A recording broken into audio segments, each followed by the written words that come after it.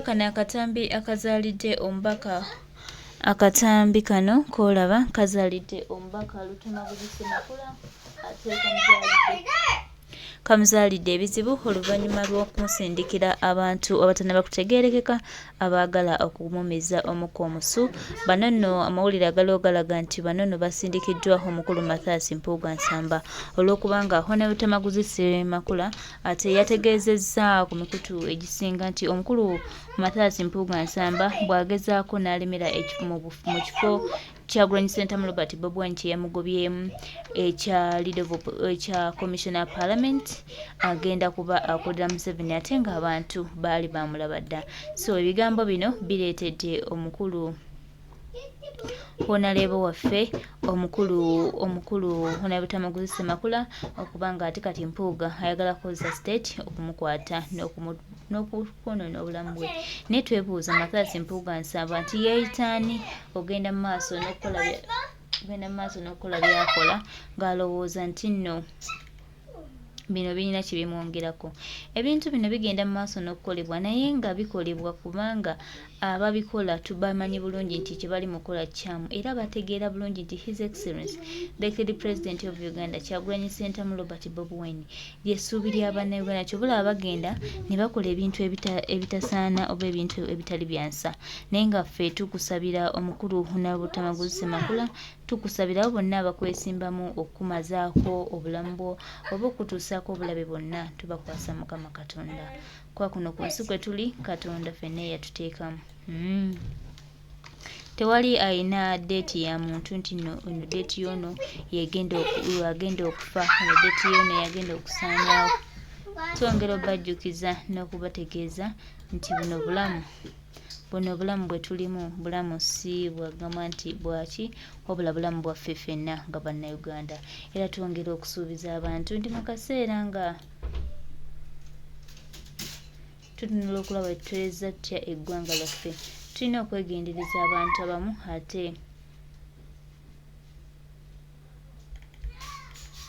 ate n'okutambulira ddala ku nsonga. Era twongera obajjukiza nti byonna ebikolebwa byonna tubimanyi era tumanyi lwaki bigenda mu maaso n'okukolera. Mwenna ababikola tubamanyi lwaki nti mukola ebintu bino naye tujja bajjukiza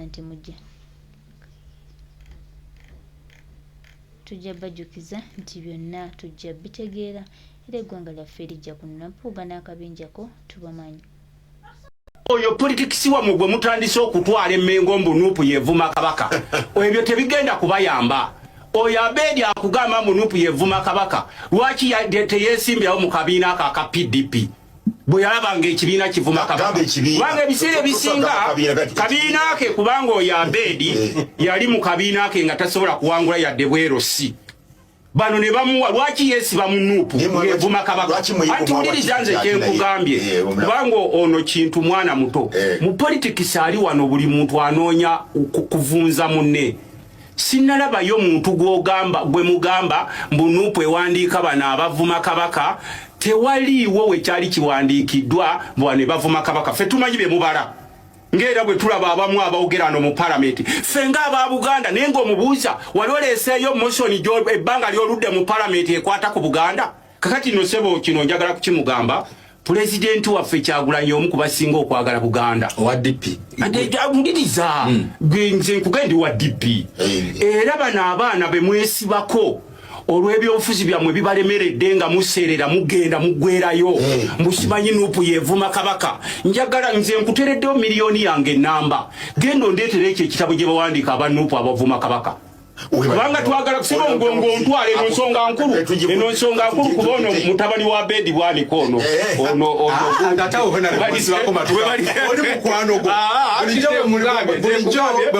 mwewale bannabyabufuzi ababa baseerera ng'ensi ebakubye ne batandika okwekwata ku Mengo. Ffe tuli Baganda. Nze seetuuma bwetuubiri musajja muganda nejjajja wange abadde minisita we Mengo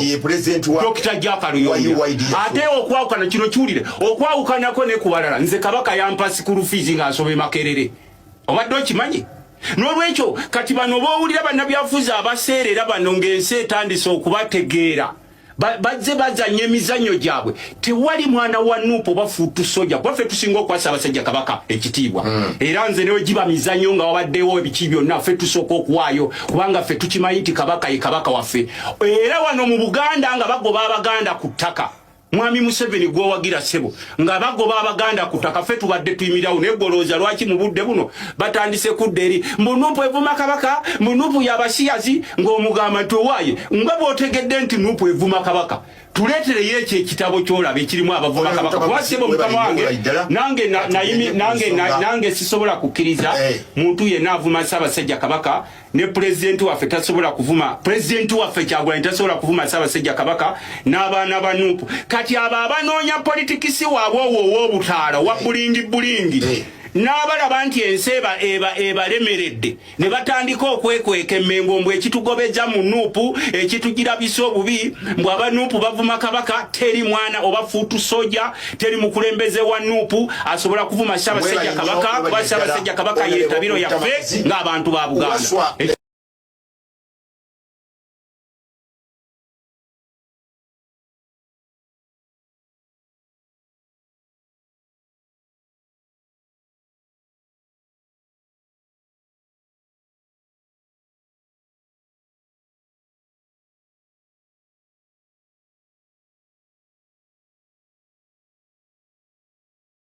Kana sali mwamulaba nkeera ku Lwokuna kati ono mukulu katugawuga nti we wakana kakwabye ensi ye nemanya kyali ku kiba kiri ku mufu tugenda bbaabya twabakwata tenda bwe basajja mmwe ono katuga gweganye uno kakwabye Dr. ndi musanyufu nga katuga okulaba ng'essaawa eno ondaba ng'ekisiimoola naye nzijukira bw'oba gwe tokyajjukira yali Katugga gwe watuuza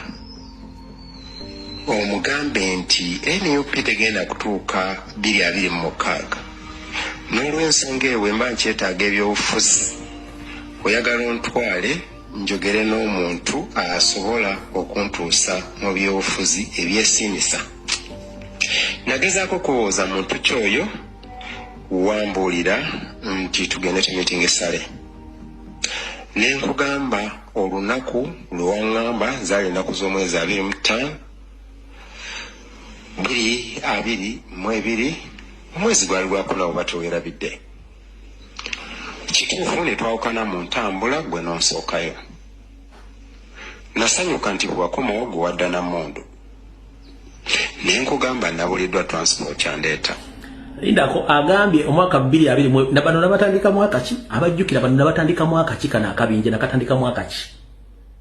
ne Mmundu abadde ayina nga temanyi ayina ne Mmundu ne Matasi Mpoga ayina Mmundu bonna bayina Mmundu ulira ira nti tugende tumitinga essale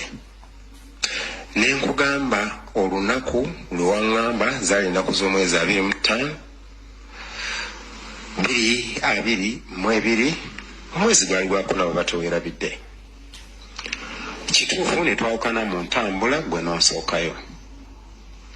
nasanyuka nti bwewakomawo gwe wadda Nammondu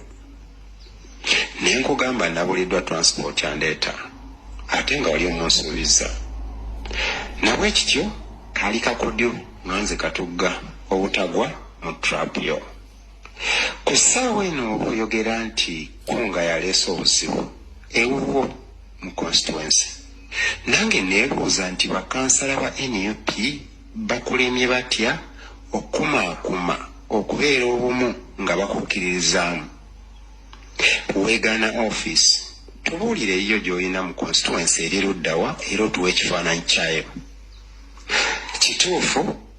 oyogedde ku bakansala nti bakungu olina obukakafu nti mubukulembeze bwa Kunga abantu abo kwe bali butuwe kijja tusanyusa ekyokubiri Honorable Abedi beera mwerufu nzijukira ekyanjawukanya naawe ze ssente ze wanneewolako ng'oyagala amabugo ga $5,000 nga Bishop afiiriddwa w'abakristaayo n'onzijjako $40,000 egyali girina okutwala ttiimu ya Buddu Sembabule tosizanga buli nkubanja $9,000 tonyega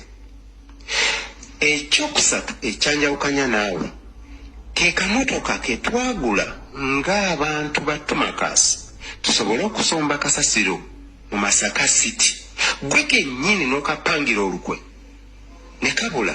kyeninako obukakati nti gwereddeewo mumanje kalaga nabwekityo oba okyanoonya Katugga akyalina bingi akyakusumulula nzijukira waŋŋamba nti oli pulezidenti w'ekibiina ky'ebyobufuzi ova Masaka mu Lukago ekiteredde twali mu kampeyini yo nakubuuza ekibiina kyo kisibukawo omuluka gw'ovaamu mulimu abali ku executive yo bameka mu muluka gw'ovaamu baani bammemba b'ekibiina kyo nga tolina ne nkugamba dokita bino oli ku byamankwetu kwolwo dokita wanyiigira kati yempalana gy'ositudde nabwekityo nkusaba onnyonnyole sente zewawa Edi Kalungi anoonye office agisasule ng'akolagana ne Kateregga wali otegeeza ki bakansala ng'oyita mu Kateregga bewagamba nti olina we batwala babawa emirimu gwe bakuwa obwa minisita wakyogera otegeeza ki kyeneetaaga okumanya olyoka oyingirire Katugga ovumirira Kkunga because of what neebuuza naliwo ng'osaba essaala nga tuli ku kitebe gwe wakulembera essaala tewayisa kigambo pulezidenti Bobi Wine mu kamwako naye wayisanga ekigambo kimu nti oyo gw'otuleetera ttaka ggwe mumire bw'aba agenda kutulugunya bannayuganda wali otegeezaani Dr. Bedi nsanyusa okuwuliza nkuwulidde emirundi mingi nakwesonyiwa okunyega olw'ensonga ez'enjawulo ndi mu kwewuunya omubaka wa palamenti edokita nkujjukirako e Makerere ng'osomesa abantu ebyobulimi ng'oli mu tenti nga nze ndi chairman wa UIT mu Kawempe naye nkwewuunyako ekintu kimu okukkiriza okusika ekitiibwa kyo kyetutunuulira nti oli mubaka wa palamenti oli dokita oli mumanyi nojja okyenkanyenkanye n'ekyakatugga okulanga kati Katugga ndi ku levo y'emu naawe ndowooza kyetaagisa tuseefe mbi empapula ku kisanja ekiddako nkuvuganya naye nga nze nsuubira nti ng'omukulembeze ayeyitibwa NUP si kyabwenkanya nga bakansala abatasukka 40 abava mu divisioni ya Kimanya Kabonera bakulemye okukumaakuma okukwata obumu okuba n'eddoboozi erimu n'otandika kuleekaanira Katugga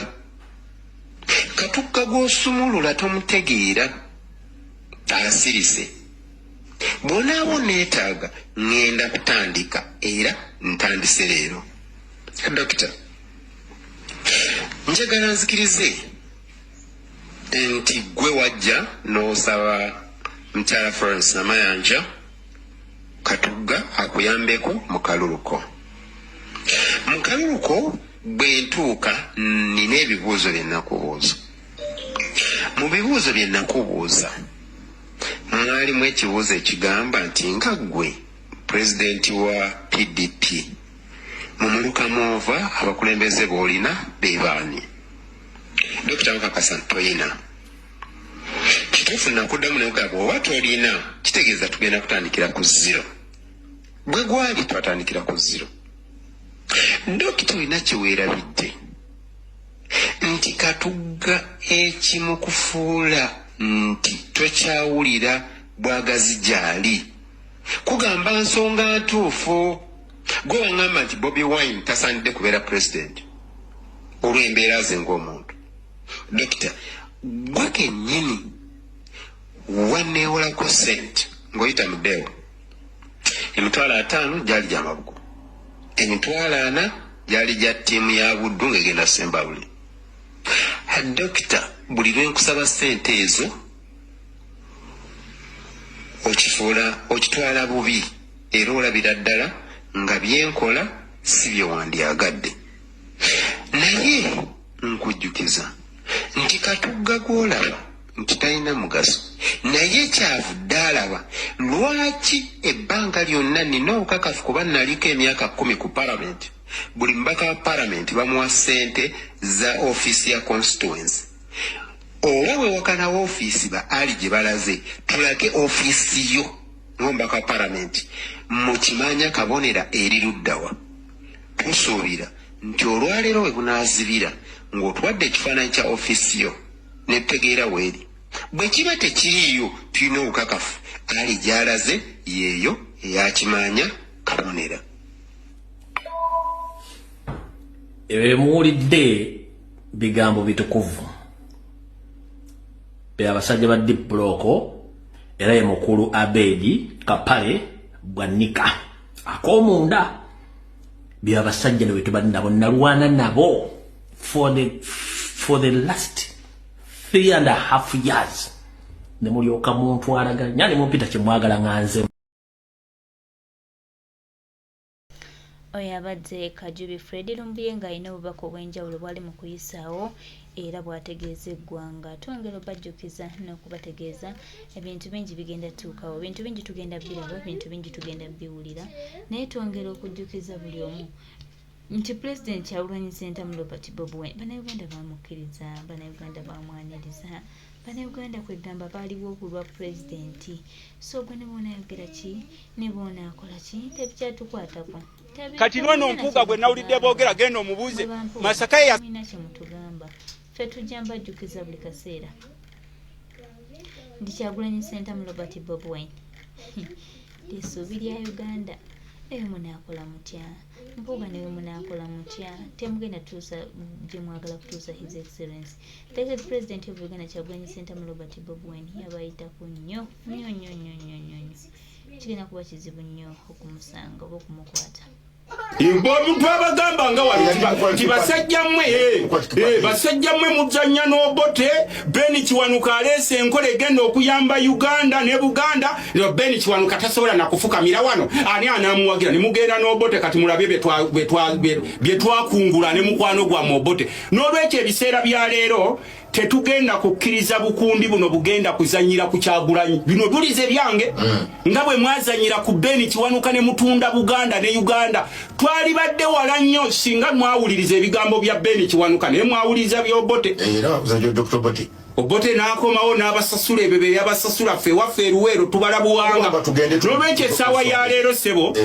kana akafo ke mwogerako akakomisona oba mutafuta mateeka ki ffe wano mu Luganda tulina olugero olugamba okujjako abamu nga mwetuuma mannya tuba tulina abeetuumya amannya mangi ate ne mutweteekamu ate ne mwefuula nti mwe Baganda ennyo osinga Abaganda Omuganda agamba nnyini kakomo kati oli mu Lugwala atawulira lugero n'olwekyo ssebo mukama wange ffe nga siweza ddakiika fokasi yaffe mu budde buno yakulaba nga tukyusa eggwanga lyonna banansi bali bubi nze ekifo ekyange Pulezidenti Kyagulanyi kiyamba mu palamenti ne bwakitwala olwaleero era nsigala muwagira kubanga tulina ebyokukolerako bannayuganda bingi nnyo singa obufo bwa palamenti buno obutukaayanya nga n'abamu obufo obwo owuliriza ssebo nga ŋŋenda ne bw'otanzize ku muzindaalo nga n'abamu obufo obwo bwe mukaayanira mu bibiina byammwe gye mwali temubufunangako nze bwe nali mu DP kino kisanja kyange kyakubiri bwe nali mu DP okuva nyingira palamenti mbadde minisita mu DP naye abo abakaayana mu babuuze mwalina bifo ki nga Kyagulanyi tannabakuwa bifo n'olwekyo oli bw'abakuwadde ekifo muwe respect abo abali mu kukaayana mumuwe respect n'olwekyo ssebo ffe tumanyi Kyagulanyi gye yatujja mu biro bino singa Kyagulanyi abadde taliiwo ku basajja bano abazannya ddiiru z'ebyobufuzi ng'abamu badduka mu bubiina byabwe nga baakonerayo nga kati ono Abedi Bwanika gwempulira abamalira obudde lwaki teyeesimbirawo mu kibiina kye kya PDP sibaji fabe masaka ate yeri abasajja abava lumu nawulira oyo omusajja Gasumba oba omumanyi Gasumba nga oyitawo emisinde ne Katikkiro Mayiga nembuuza bano abasajja baawa nti be Masaka nempulira mbidde nga naye avaayo agamba simanyi higi haga ng'era balina oyo mpuuga higi haga nembuuza baawa nti bwe Masaka kati ne bano ba bedi bwanika ne mpulira omusajja we Masaka era sibamita Lwasa ono omusajja Lwasa simanyi atambula ngo simanyi Lwasa ne mbuuza waawa we Masaka n'ekyo twagala okubagamba mu abe Masaka order Uganda neno okusinga ku bufo buno obubalwanyisa oyo gwe muwulira nti no mumulumirirwa nnyo bamukyusizza mumukolera ekibiina musobola n'okutandikawo gye bayita Masaka political party